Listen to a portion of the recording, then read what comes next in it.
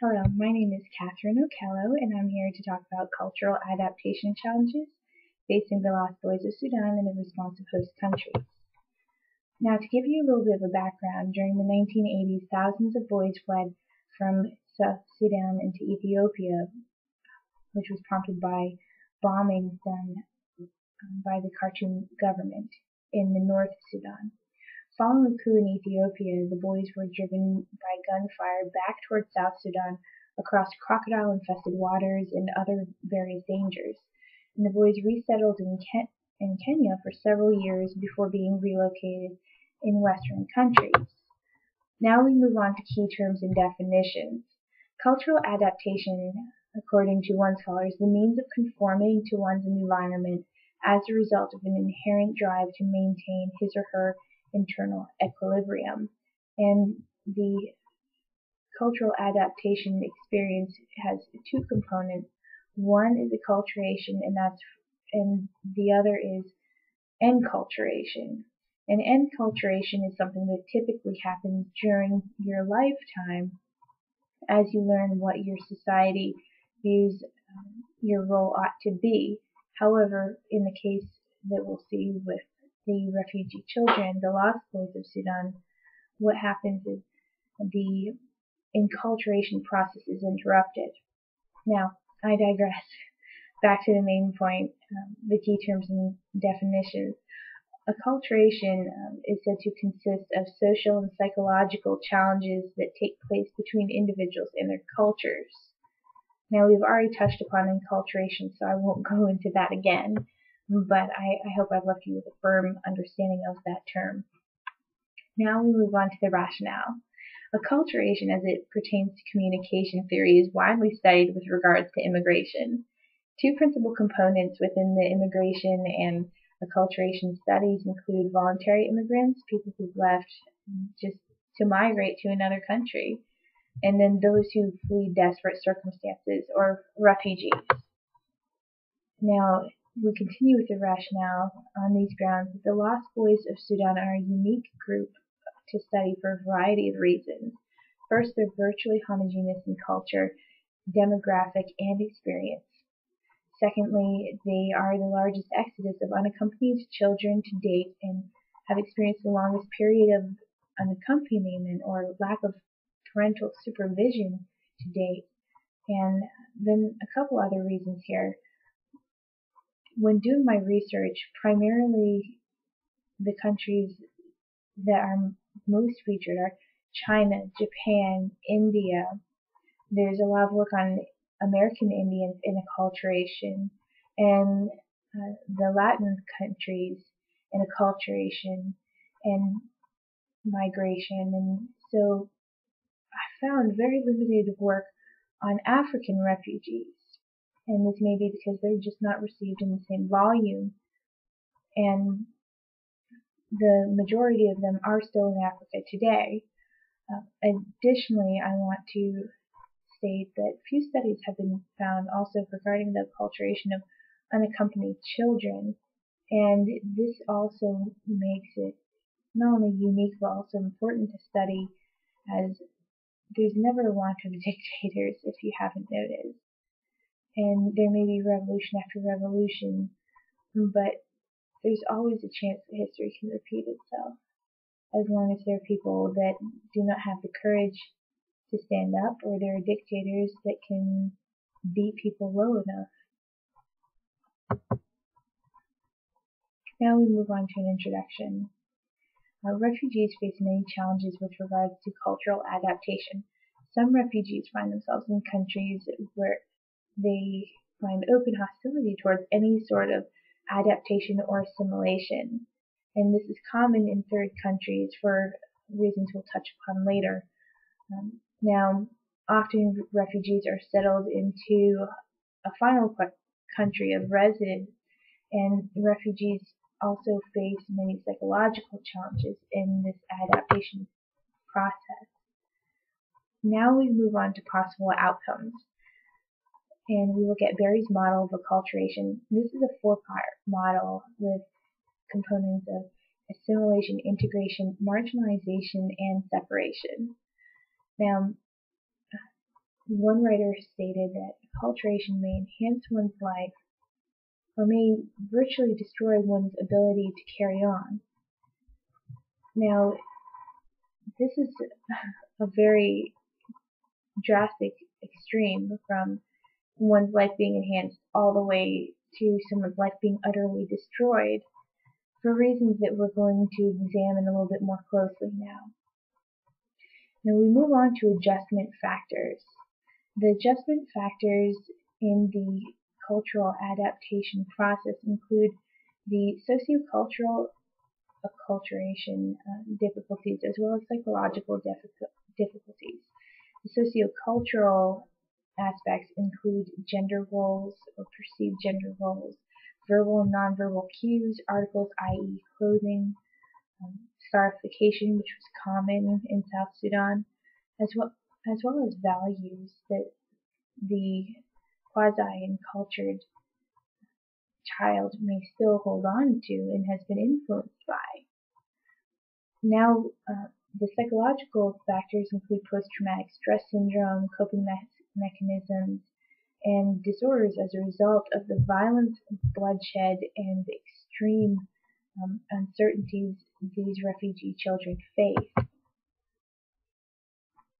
Now we're going to look at some factors that enable adaptation.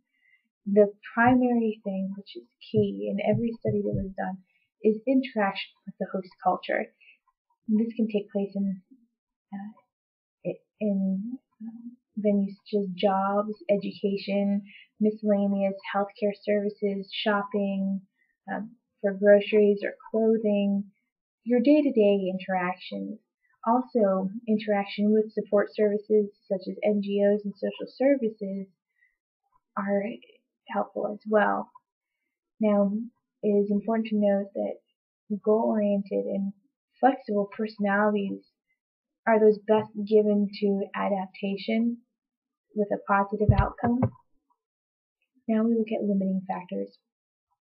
Limiting factors include a lack of contact with the host culture and unmet needs. These may be aspirational or they may include health concerns such as lack of food, water, and no access to get it by one's own means by working. Also, marginalization from the host culture, which is basically we'll deal with you, but we don't want you to mix in our society. This is common to many refugees that enter new countries that are developing nations. Now, there are also linguistic barriers and cultural nonverbal cues, as well as psychological conditions and coping mechanisms which may not be recognized as culturally acceptable by the host culture. Now we move on to a formal application of these factors to the Lost Boys of Sudan. First, we begin with marginalization and separation. And the Lost Boys, as refugees in Ethiopia and Kenya, had limited opportunity for positive interaction with the culture, resulting in marginalization and separation. And it is important to note that the governments of Kenya and Ethiopia both marginalized the boys as undesirables. The countries cannot provide enough jobs or foods for their own citizens and therefore really are not suited to meet the needs of thousands of underage boy refugees. In addition to that, in Kenya, refugees face police brutalities as they sometimes cross the border for medical treatment, and in Ethiopia, as was previously stated, the refugees fled under gunfire and heavy bombing following the coup. So their perceptions of these places are not going to be very positive and will ultimately result in a separation and an unwillingness to identify with that host culture. Now we move on to integration and assimilation. Western countries offer a variety of services to refugees. Western cultures also tend to embrace multiculturalism, diversity, and offer greater freedoms of religious and political exercise and expression. Moreover, the refugees were able to be placed in group homes and foster care to care for the unaccompanied youth, who had been so independent for so long, just surviving. Moreover, in countries that value integration and assimilation, education and employment opportunities are also available which may not have been available in the previous country. Now, there are some barriers in Western culture, and this is what we're going to touch upon now.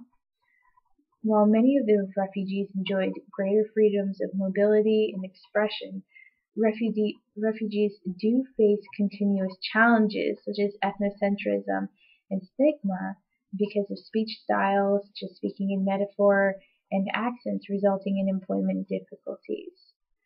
And also, we've discussed a little bit about coping methods, and the coping methods of Sudanese youth include silence, stoicism, and suppression. In a culture that values openness and vulnerability in counseling, and also values extroversion and charisma in society, these can be seen as handicaps and can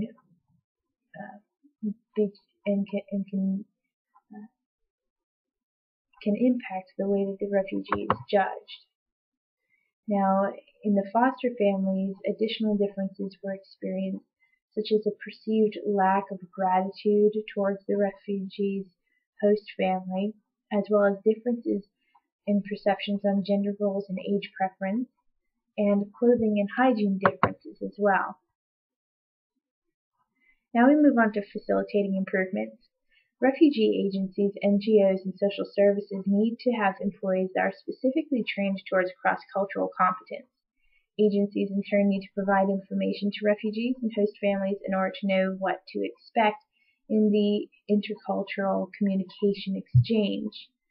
Moreover, refugees, namely unaccompanied children, have different experiences from the typical American child and have experienced separation from their culture at different stages in the enculturation process.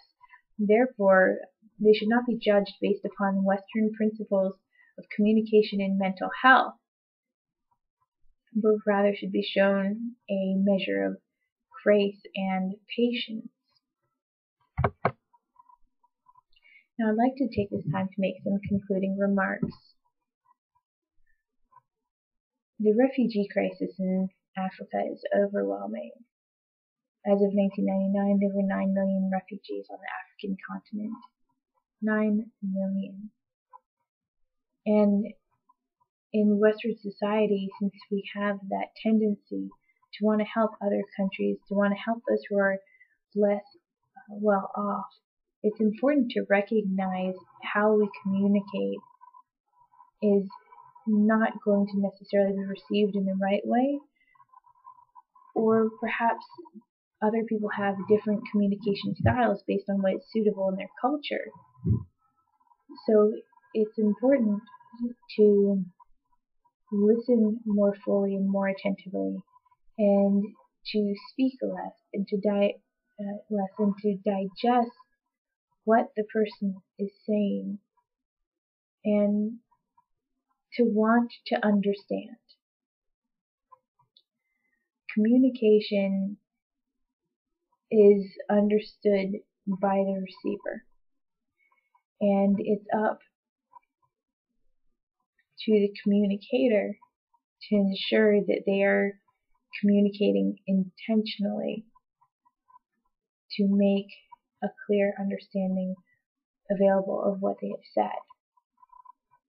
Now, I thank you so much again for your time and for viewing this, and have a great rest of your evening. Bye-bye.